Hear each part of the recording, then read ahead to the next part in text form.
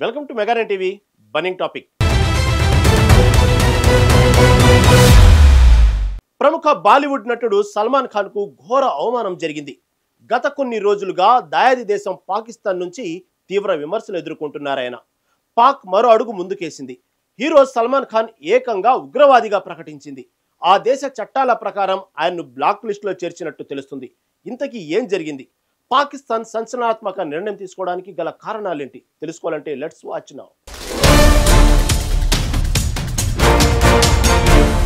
ప్రముఖ బాలీవుడ్ నటుడు సల్మాన్ ఖాన్ పై గత కొద్ది రోజులుగా పాకిస్తాన్ గుర్రుగా ఉంది. ఆయనపై పాక్ నేతలు తీవ్ర విమర్శలు చేస్తున్నారు. ఇప్పుడు మరో అడుగు ముందుకేసి సల్మాన్ ను ఉగ్రవాదిగా ప్రకటించినట్లు పాక్ మీడియాలో కథనాలు వస్తున్నాయి. దాని ప్రకారం ఆయన్ను ఒక టెర్రరిస్ట్ గా ముద్రవేశారు. సల్మాన్ ఖాన్ బలూచిస్తాన్ పై చేసిన వ్యాఖ్యల కారణంగా పాకిస్తాన్లో తీవ్ర వివాదంలో చిక్కుకున్నారు. పాకిస్తాన్ ప్రభుత్వం ఆయనపై యాంటీ టెర్రరిజం యాక్ట్ 1997లోని 4వ షెడ్యూల్ కింద కేసు నమోదు చేసినట్లు పలు నివేదికలు తేలింది. ఉగ్రవాదంతో సంబంధాలున్నాయని అనుమానమున్న వ్యక్తుల జాబితా ఇది.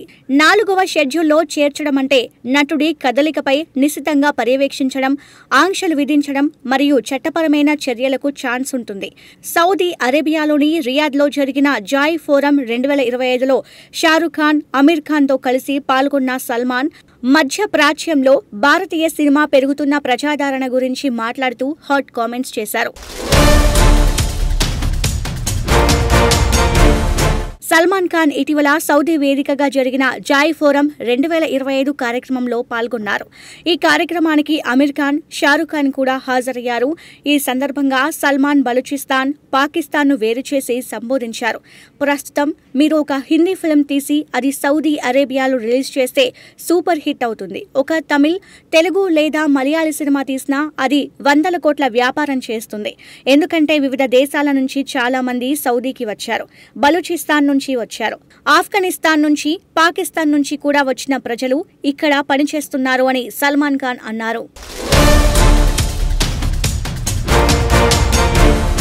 బలూచిస్తాన్ ను ఒక దేశం అన్న అర్థంలో సంబోధించడంతో కొద్దిసేపటికే సోషల్ మీడియాలో ఆ క్లిప్ వైరల్ అయింది. తీవ్ర చర్చకు దారితీసిన సల్మాన్ ఖాన్ వ్యాఖ్యలు పాకిస్తాన్ ప్రభుత్వాన్ని అగ్గి మీద గుగ్గిలం చేశాయి. బలూచిస్తాన్, పాకిస్తాన్లను సల్మాన్ ఖాన్ వేరువేరుగా చెప్పడం ఏంటి అంటూ భగ్గుమంది దాయాది. పాకిస్తాన్ కు చెందిన బలూచిస్తాన్ ను ఇలా వేరు చేసి మాట్లాడడం ఏంటి అంటూ అక్కడి మీడియా సల్మాన్ పై తీవ్ర విమర్శలు చేసింది.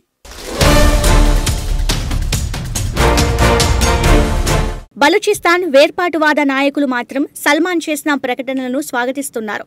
బలూచిస్తాన్ స్వాతంత్ర్యం కోసం పోరాడుతున్న ప్రముఖ న్యాయవాది మీర్ యార్ బలూచ్ సల్మాన్ చేసిన వ్యాఖ్యలు 6 కోట్ల బలూచిస్తాన్ ప్రజలకు ఆనందాన్ని కలిగించాయన్నారు.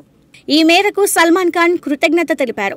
ఇలా మాట్లాడేందుకు చాలా దేశాలు వెనకడుగు వేసిన వేళ సల్మాన్ మద్దతు ఇవ్వడం సంతోషకరమన్నారు. బలూచిస్తాన్ను ప్రత్యేక దేశంగా ప్రపంచం గుర్తించేందుకు సల్మాన్ కామెంట్ దోహదం చేస్తుందని అభిప్రాయపడ్డారు. బలూచిస్తాన్ పాకిస్తాన్లో భూభాగం పరంగా 46% అతిపెద్ద ప్రావిన్స్ అయినప్పటికీ జనాభాలో కేవలం 6% మాత్రమే ఉంది. ఈ ప్రాంతం చాలా కాలంగా రాజకీయ మరియు సామాజిక అశాంతికి కేంద్రంగా ఉంది. సహజ వనరులు సమృద్ధిగా ఉన్నప్పటికీ ఈ ప్రాంతం దేశంలోనే అత్యంత పేద ప్రాంతాలలో ఒకటిగా ఉంది. ఇక్కడ దాదాపు 70% జనాభా దారిద్ర్య రేఖకు దిగువన జీవిస్తున్నారు. దశాబ్దాలుగా కొనసాగుతున్న ఆర్థిక నిర్లక్ష్యం మరియు సైనిక అణచివేత ఆరోపణలు ఈ ప్రావిన్స్ లో వేర్పాటువాద సెంటిమెంట్ ను పెంచాయి. పాక్ నిర్ణయంపై సల్మాన్ అభిమానులు సోషల్ మీడియాలో విరుచుకుపడ్డారు. పాక్ ఉగ్రవాది అంటే అర్థమే తెలియదు, బలూచిస్తాన్ పేరు వినిపించినా పాక్ గజగజలాడుతోంది. సల్మాన్ మాటకు అంత భయం ఉందంటే ఆయన గ్లోబల్ ఇన్ఫ్లుయెన్స్ ఎంత ఉందో అర్థం చేసుకోవచ్చు. ఇలా సోషల్ మీడియాలో సల్మాన్ ఖాన్ కు మద్దతు తెలుపుతున్నారు. ఈ వివాదంపై సల్మాన్ ఖాన్ ఇప్పటి వరకు ఎలాంటి అధికారిక ప్రకటన విడుదల చేయలేదు. అయినప్పటికీ ఆయన చేసిన ఒకే ఒక్క వ్యాఖ్య సోషల్ మీడియాలో చర్చలను ఆధిపత్యం చేస్తోంది. ఈ సంఘటన ఒకే వ్యాఖ్యం సరిహద్దుల మధ్య గుర్తింపు, రాజకీయాలు మరియు కళాత్మక వ్యక్తీకరణపై చర్చలను ఎలా రగిలించగలదో స్పష్టం చేసింది. ఇక ఈ ఘటనతో బాలీవుడ్ పాక్ సంబంధాలను ఏ దిశలోకి తీసుకెళ్తుందో చూడాలి. అలాగే సల్మాన్ ఎలా స్పందిస్తారో వేచి చూడాల్సిందే.